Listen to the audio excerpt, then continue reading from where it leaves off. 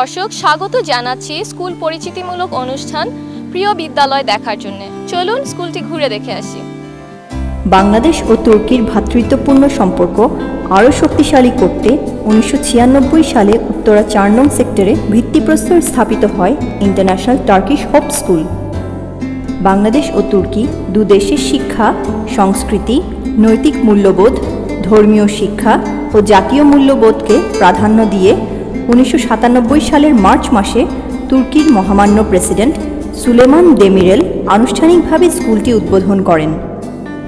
শুরুতে স্কুলটির কার্যক্রম ঢাকার বাইরে পরিচালিত হলেও বর্তমানে স্কুলটির 5টি শাখা, যার মধ্যে চট্টগ্রাম ও বগুড়ায় একটি করে এবং ঢাকাতে 3টি শাখা চালু রয়েছে। আবাসিক সুবিধা সমৃদ্ধ স্কুলে কম্পিউটার ল্যাব এবং বিনোদনের ব্যবস্থা সহ প্রয়োজনীয় বহুবিধ সুবিধাদি বিদ্যমান। ইন্টারন্যাশনাল টার্কিশ হোপ স্কুল সংক্ষেপে ITHS নামে পরিচিত।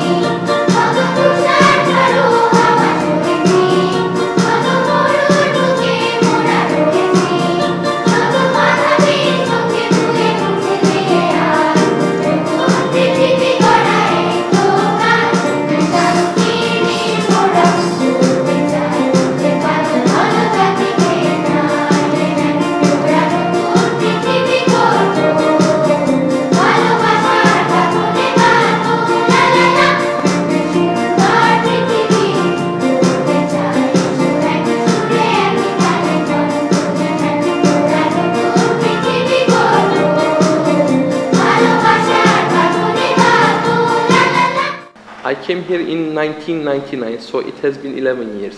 I actually joined as a teacher when I came first. The school management of that time has talked very highly about Bangladesh, so I decided to join ITHS.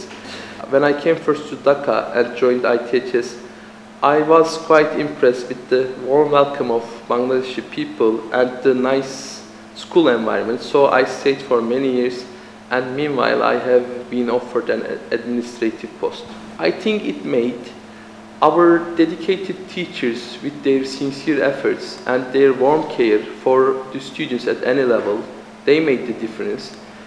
And also ITHS set new standards among English medium schools with its modern buildings offering many facilities. And besides all this, our school gives special importance to moral education and development of its students, and I must say most of our parents are quite happy with this aspect of the school. 1957 সালে Azimpur girls স্কুলের যাত্রা শুরু হয়। 3 ফেব্রুয়ারি সোমবার ছিল স্কুলের প্রথম class.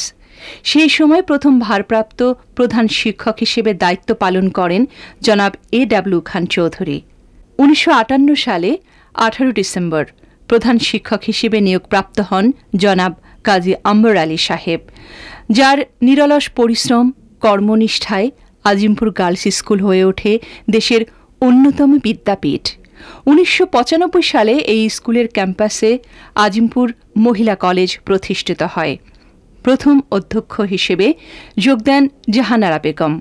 তারপর 1999 সালে আজিমপুর গার্লস স্কুল এবং আজিমপুর মহিলা কলেজ একীভূত হয় Azimpur girls school and college নামে আত্মপ্রকাশ করে। নানান বিখ্যাত জনের শৈশবের স্মৃতি বিজড়িত বিদ্যালয় Azimpur girls school and college.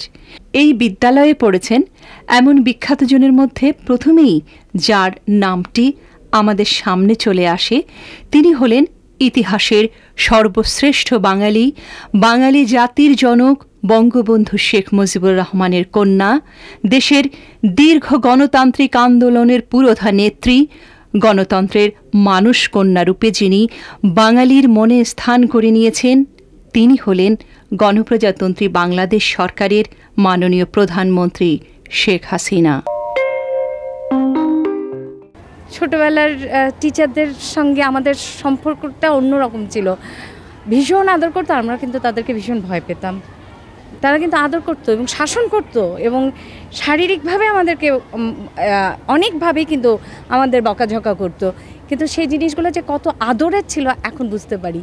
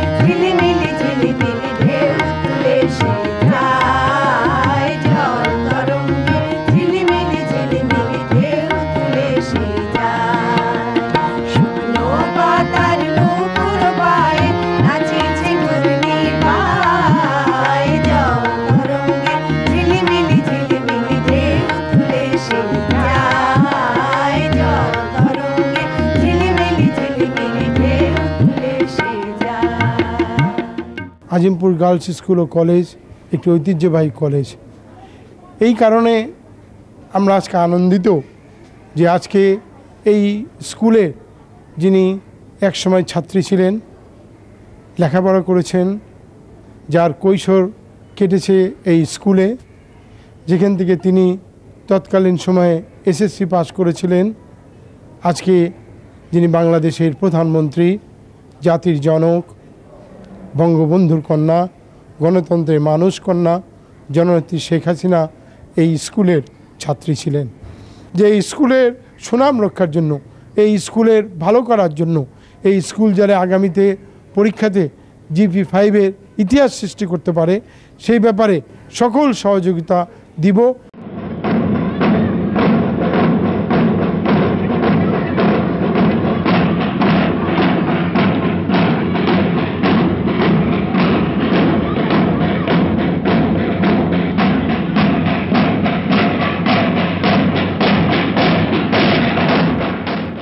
আমাদের দেশে পর্তুগিজ, ওলন্দাজ, ফরাসি, ইংরেজদের মতো আর্মানিয়ানরা আসে ব্যবসা বাণিজ্য করতে, এবং তখনই আর্মানিয়ানদের ব্যবসাকে কেন্দ্র করে এলাকাটির নামকরণ করা হয় আর্মানিটোলা।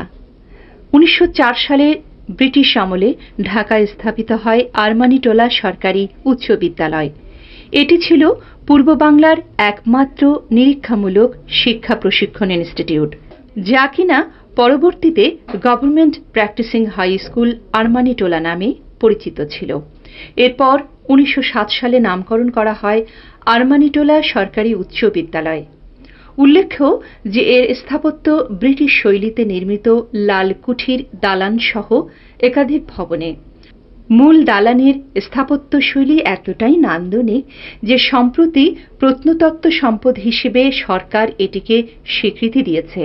আমি আরমানিটোলা সরকারি বিদ্যালয়ে ভর্তি হই 1955 সনে ক্লাস 3-তে। সেই সময়টায় আমাদের স্কুলের প্রধান শিক্ষক ছিলেন জনাব শামসুদ্দিন আহমেদ, প্রখ্যাত শিক্ষাবিদ, এবং আমি নিজকে সৌভাগ্যবান মনে করি ওই রকম একটি স্কুলের পড়ার সুযোগ পেয়ে। আমাদের স্কুলের উপরে ছিল টিচার্স ট্রেনিং কলেজ এবং স্কুলের উত্তর দিকে ছিল প্রশস্ত মাঠ এবং ঠিক দক্ষিণেও ছিল একটি বিরাট মাঠ, এবং সেই মাঠে আমরা ক্রিকেট, হকি, ফুটবল খুব প্রাণ ভরে খেলার সুযোগ পেতাম। এবং এই স্কুলে থাকাকালীন অবস্থাতে আমরা বিভিন্ন সময়ে বিভিন্ন প্রতিযোগিতায় অংশগ্রহণ করেছি এবং আমাদের স্কুল ক্রীড়াতে খুবই ভালো ছিল এবং এদিকে আমাদের গর্বও ছিল ভালো। তো এখনকার স্কুলগুলোর সাথে আমাদের স্কুলের তুলনা হলো বিশেষভাবে খেলাধুলার যে সুযোগ আমরা পেতাম, এখনকার স্কুলগুলিতে সেই ধরনের সুযোগ খুব কম দেখা যায়। ঢাকা বিশ্ববিদ্যালয়ের ছাত্র ছিলাম, কিন্তু 1955 থেকে 1963 সন পর্যন্ত যে সময়টা স্কুলে যেভাবে কাটিয়েছি সেইটা কোনো মতেই ভোলার না। ইংরেজ আমলে এটি ছিল বিভিন্ন ধর্মাবলম্বী ছাত্রদের মিলনস্থান। 30 ও 40-এর দশকে ঢাকা যখন প্রায় সাম্প্রদায়িক দাঙ্গায় ক্ষতবিক্ষত এবং ঢাকার বিভিন্ন এলাকা বিভিন্ন সম্প্রদায়ের আবাসে পরিণত হতে যাচ্ছিল, ঠিক তখন বিভিন্ন সম্প্রদায়ের জন্যেও এক একটি স্কুল অলিখিতভাবে নির্দিষ্ট হয়ে পড়েছিল। কিন্তু আরমানিটোলা স্কুল ছিল এর ব্যতিক্রম। ঘোর সাম্প্রদায়িকতার দিনেও হিন্দু ও মুসলমান উভয় সম্প্রদায়ের ছাত্র শিক্ষকরা লেখাপড়ার কাজ নিয়মিত চালিয়ে গিয়েছেন। আশ্চর্য হলেও সত্য যে এই স্কুলের সম্মুখের প্রবেশ পথটি ছিল মুসলমান ছাত্র এবং শিক্ষকদের জন্য, আর পেছনের প্রবেশ পথটি ছিল হিন্দু ছাত্র ও শিক্ষকদের জন্য। ফলে দাঙ্গা হাঙ্গামা চললেও এই স্কুলে পড়াশোনার ব্যাঘাত ঘটত না। প্রতিষ্ঠার কয়েক বছরের মধ্যেই এটি শিক্ষা, খেলাধুলা ও সংস্কৃতিতে সুনাম অর্জনের মাধ্যমে নগরবাসীর দৃষ্টি আকর্ষণ করে। 1960 সালে সরকারি উচ্চ বিদ্যালয়ে পরিণত হওয়ায় এই স্কুলটি অর্থনৈতিক বিপর্যয়ের হাত থেকে রক্ষা পায়। সর্বশেষ বাংলাদেশ স্বাধীন হওয়ার পর হারানো ঐতিহ্য পুনরায় পেতে শুরু করে এবং 1992 সাল থেকে একটি আদর্শ স্কুলে পরিণত হয় আরমানিটোলা সরকারি উচ্চ বিদ্যালয়। আরমানিটোলা গভর্নমেন্ট হাই স্কুলের আমি ছাত্র ছিলাম 1963 থেকে 1966 সাল পর্যন্ত। এখানে 7, 8, 9, 10 চারটা ক্লাস পড়েছি। সেই সময় পূর্ব পাকিস্তানে ঢাকা শহরের মধ্যে অবশ্যই সবথেকে শ্রেষ্ঠ স্কুল ছিল। আমাদের স্কুলের এসএসসি পরীক্ষার রেজাল্ট সবসময় খুব ভালো ছিল। এর বাইরেও তখন আমরা সারা ইস্ট পাকিস্তান হকিতে চ্যাম্পিয়ন ছিলাম, সুতরাং হকিতে খুব নামকরা টিম ছিল। আর সেই সঙ্গে আমাদের স্কুল বিল্ডিংও খুব সুন্দর ঐতিহ্যবাহী স্কুল বিল্ডিং ছিল। সুতরাং সব মিলিয়ে আমরা we are very proud of the school, মানে আমরা যে স্কুলের ছাত্র হিসেবে আমরা খুব খুব গর্বিত ছিলাম। অবশ্যই গর্বের প্রধান কারণ যে কথা আমি বললাম যে লেখাপড়া ভালো ছিল, শিক্ষার পরিবেশ ভালো ছিল, আমাদের টিচাররা খুব ভালো ছিলেন। আমার মনে আছে আজকে থেকে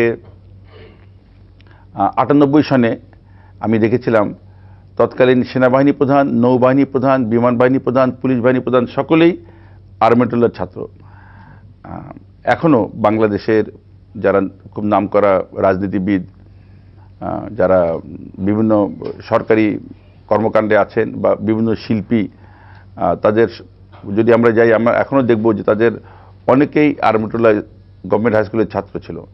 আমাদের উচিত হবে আরমানিটোলা হাই স্কুলের এই যে ঐতিহ্য, সেই ঐতিহ্যটাকে বর্তমান যারা আছেন এবং আগামীতে যারা স্কুলে ভর্তি হবেন তাদের কাছে ট্রান্সফার করা। আমি এবং এই ব্যাপারে যদি আমার কোনো সহযোগিতা লাগে I will be very glad to do that. মানে আমি খুবই খুশি হব যদি সেটা করতে পারি। আমাদের বর্তমান সরকার যেহেতু শেখ হাসিনার সরকার ডিজিটাল বাংলাদেশ গড়ার কথা। ডিজিটাল বাংলাদেশ কিন্তু কোনো একটা স্লোগান না। ডিজিটাল বাংলাদেশ হচ্ছে সমস্ত কাজ আরও দ্রুততার সাথে করা, আরও সায়েন্টিফিক্যালি বুদ্ধিমত্তার সাথে করা এবং আরও অ্যাকুরেটলি করা। ডিজিটালের মাধ্যমে আমরা অতীতের ওই কাজটাই আরও দ্রুততার সাথে করি, আরও অ্যাকুরেটলি করি, আরও সুন্দরভাবে পরিচ্ছন্নভাবে করি। আমি আশা করি আমাদের লেখাপড়া সহ প্রত্যেকটা জায়গায় এই ডিজিটাল স্বপ্নটা আমাদের যাবে এবং আমি আশা করি যে আরমাটিলা গভর্নমেন্ট হাই স্কুলের ছাত্ররা এই ডিজিটাল বাংলাদেশ গড়ার লক্ষ্যে তাদের অবদান রাখবে। সাবধান হবে, সাবধান। ঢাকা শহর থেকে 80 কিলোমিটার দূরে, কুমিল্লা জেলা শহর থেকে 36 কিলোমিটার উত্তরে, কুমিল্লা সিলেট মহাসড়কের 1 কিলোমিটার পূর্ব দিকে অবস্থিত বড়শালঘর ইউএমএ উচ্চ বিদ্যালয়। 1940 সালের 8 জানুয়ারি ব্রিটিশ শাসনামলের প্রখ্যাত আইনজীবী, খ্যাতনামা শিক্ষাবিদ এবং পাকিস্তান সরকারের মাননীয় শিক্ষামন্ত্রী প্রয়াত মফিজ উদ্দিন আহমদ এলাকার বিশিষ্ট সুধীজনদের নিয়ে এবং যার যা সামর্থ্য অনুযায়ী বাঁশ, কাঠ, টিন সহ যাবতীয় উপকরণ সাহায্য সহযোগিতার মাধ্যমে প্রতিষ্ঠিত করেন বড়শালঘর ইউএমএ উচ্চ বিদ্যালয়। বিদ্যালয়ের প্রতিষ্ঠাকালে তিনি বাড়ি বাড়ি ঘুরে লোকজনকে উদ্বুদ্ধ করেছেন শিক্ষার প্রতি, পাশাপাশি সংগ্রহ করেছেন বিপুল সংখ্যক ছাত্রছাত্রী। ফলে অজপাড়াগাঁয়ে তৎকালীন সময়ে যে কোনো মাধ্যমিক বিদ্যালয়ের তুলনায় ছাত্রছাত্রীর সংখ্যা বেশি ছিল বড়শালঘর ইউএমএ উচ্চ বিদ্যালয়ে।